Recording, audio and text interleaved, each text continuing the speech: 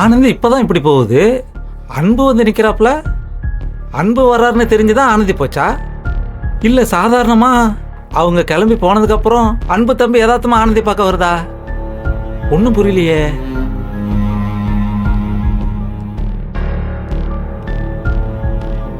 பாப்பா அன்பு. அண்ணா ஆனந்தியை வர சொல்லுங்கண்ணா. அது இப்பதான் 5 நிமிஷத்துக்கு முன்னாடி ஆனந்தி அவங்க ஃப்ரெண்ட்ஸுங்களோட ஆட்டோ பிடிச்சி வெளியில போச்சுப்பா. ஃப்ரெண்ட்ஸுங்களோடயா? ஆ சரிண்ணா.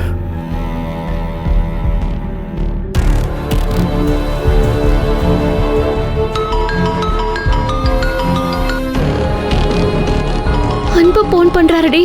இப்ப என்ன சொல்றது? இதுக்கப்புறமா நீ யார்கிட்டயும் பேசாம ஓடி ஒளிஞ்சிட்டு இருக்க முடியாது. நீ தைரியமா எடுத்து பேசு. வெளியே போயிட்டு இருக்கோம், இந்த வந்துருவோன்னு சொல்லு. பேசுடி. போன் அட்டென்ட் பண்ணி ஸ்பீக்கர்ல போடு. ஹலோ அன்பு. ஆனந்தி, உன்னை பார்க்க தான் ஹாஸ்டல் வந்திருக்கேன். அன்பு, நான் என் ஃப்ரெண்ட்ஸோட வெளியே கிளம்பிட்டேன். தெரியும். தனபால் என்ன சொன்னார்? நேற்று வேலையை முடிச்சுட்டு பார்க்கும்போது நீ இல்லை. கம்பெனி செக்யூரிட்டிகிட்ட கேட்டேன், நீ ஹாஸ்டல் போயிட்டு தான் சொன்னார். அதுக்கப்புறம் உனக்கு ஃபோன் பண்ணேன், ஆனால் நீ எடுக்கலை. அது நான் வந்ததும் ரொம்ப அசதியா இருந்தேன், படுத்துட்டேன். அதே தெரியும் ஆனந்தி. உனக்கு உடம்பு சரியில்லை, என்கிட்ட சொன்னா நான் டென்ஷன் ஆவேன்னு சொல்லாமல் போயிட்டேன், அதானே? பரவாயில்ல ஆனந்தி.